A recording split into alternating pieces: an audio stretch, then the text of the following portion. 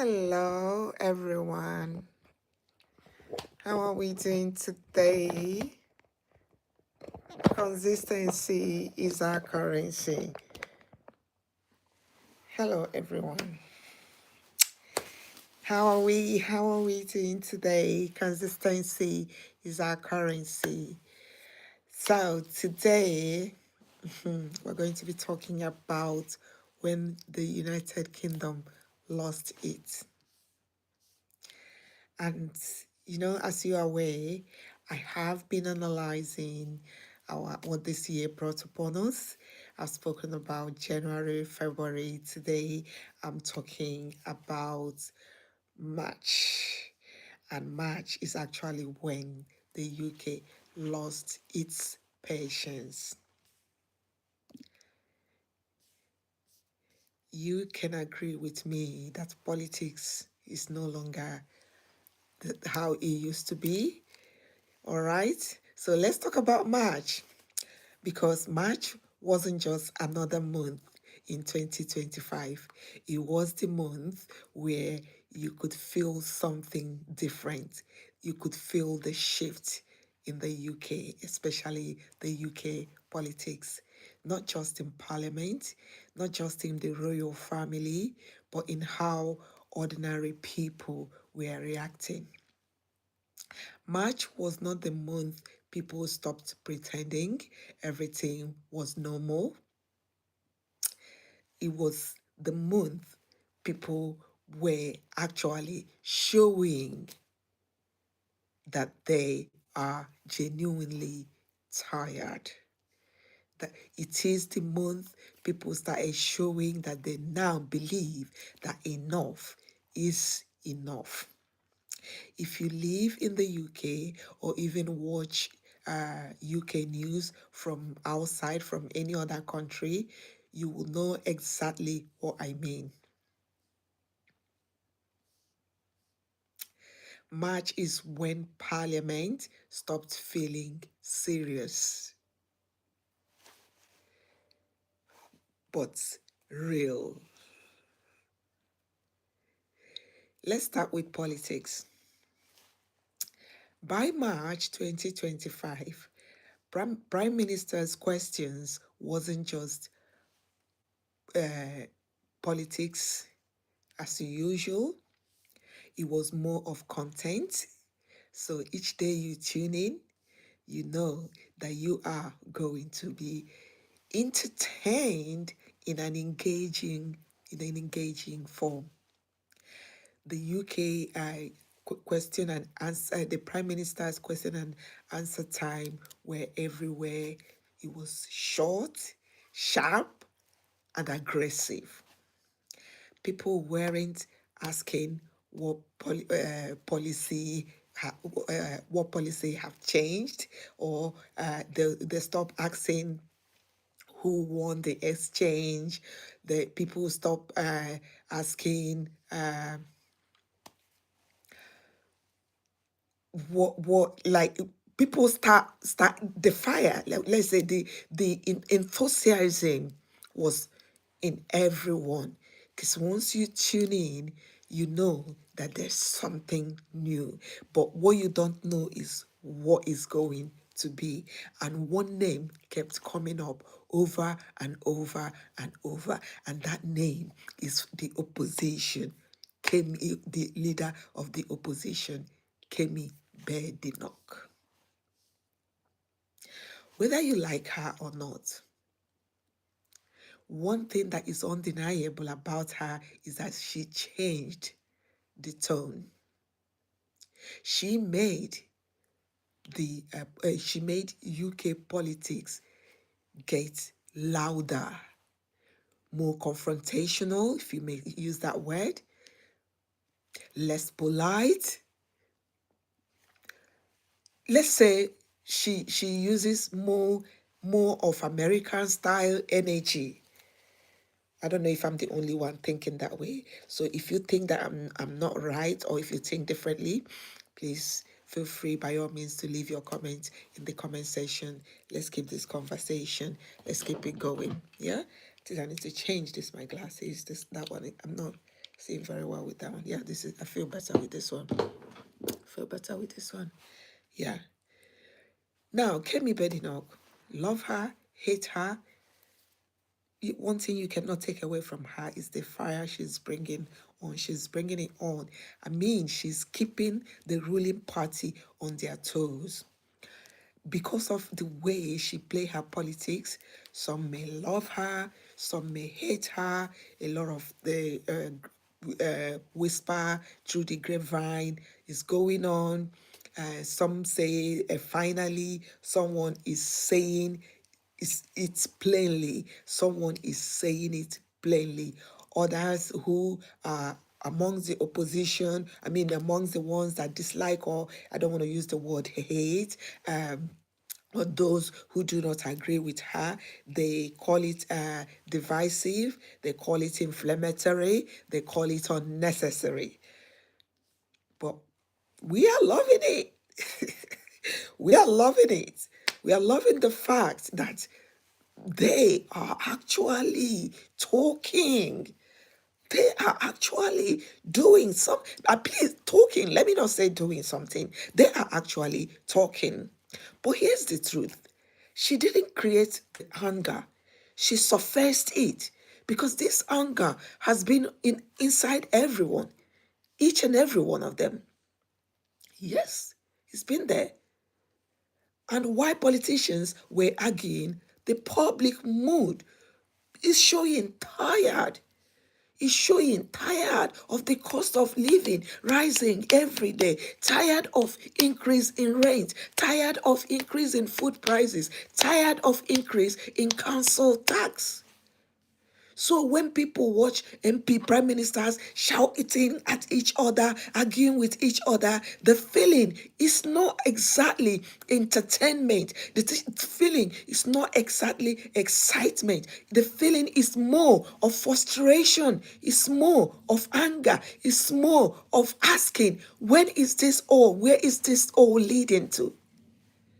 When this political party, when they are in power, they will, before they even get in, they will promise heaven upon earth. But when they are there, it's more of the same. Things are always going up. Cost of living is always rising. Rent rising. Food prices rising. Council tax rising. Nothing comes down.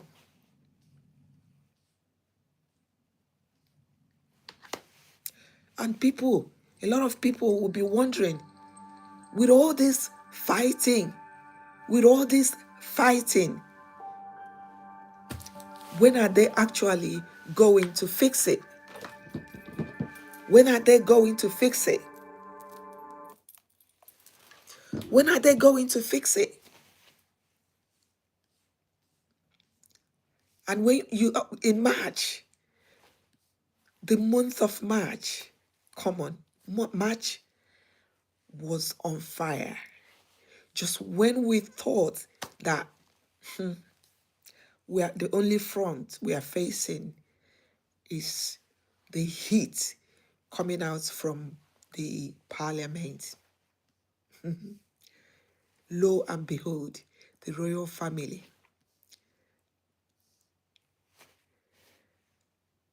they just turned the fragility upside down. When we were just thinking things were normalizing. Let's talk about royal family, because March reopened wounds people thought were healing. First, it was the king's health. When Buckingham Palace announced King Charles needed hospital observation, even briefly, it actually shocked most people. Not because of politics, but because the monarchy represents continuity. So when things are kind of falling apart, people will lean towards the royalty, because the royalty represents continuity. And suddenly, people were asking questions they didn't want to ask yet. And just when you think that is going to end there, there was also another announcement. What happens next? The question, Who's ready? Is this institution actually stable right now? And then, as if that wasn't enough, the Harry situation flared up again. And this time, it was about charity and public trust. Prince Harry stepping away from the Sentable, a charity he helped build. The charity turned into another messy public argument. Some of the supporters were saying that it was about governance and ethics. And the critics on the other side, they were asking, why does everything turn into drama? But here's why March was different. People weren't arguing about Harry anymore. They were arguing about trust. Can you run charity work and personally branding it at the same time? Can institutions survive constant public conflict? These were the questions people were asking. But let's still look at the big picture. Let's just step back a bit and look at the big picture of what March really was. In the month of March, politics felt theatrical, royal stability felt uncertain, with the king's health, the princess' health, the questioning of the charity and the where trust lies. Institutions the institution felt tired, and the people felt emotionally drained and checked out. So March wasn't explosive. It was heavy. It was overwhelming. It was like a big crown that the head could not carry. It felt like the moment people stopped expecting reassurance. Everything in March, just as we marched into March, all of a sudden, March seems like the month where everything was fading away. What do you think? What do you think? Leave your comment in the comment section. So when people ask, why does March 2025 matter? You know what you say to them?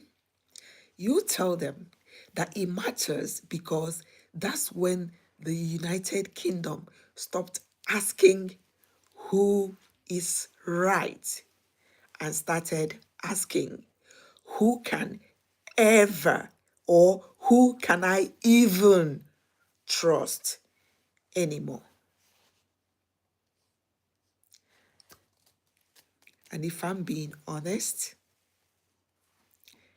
that question is still lingering till date. It hasn't gone away.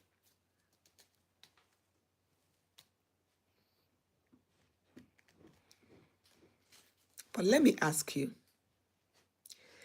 did March change how you see British politics or institutions?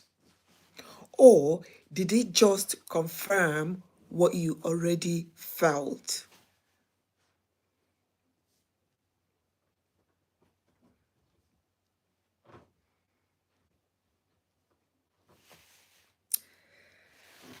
March 2025 actually felt heavy for many people.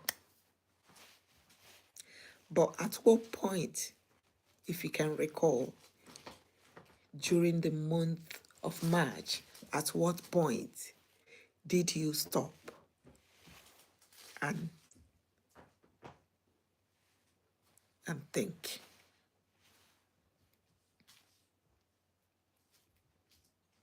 Yeah? Leave your comments in the comment section. Let's keep the conversation going. Right?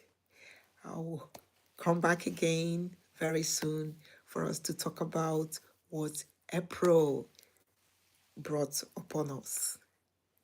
For now, remember, consistency is our currency. Let's keep it going. Let's keep moving. Christmas is upon us.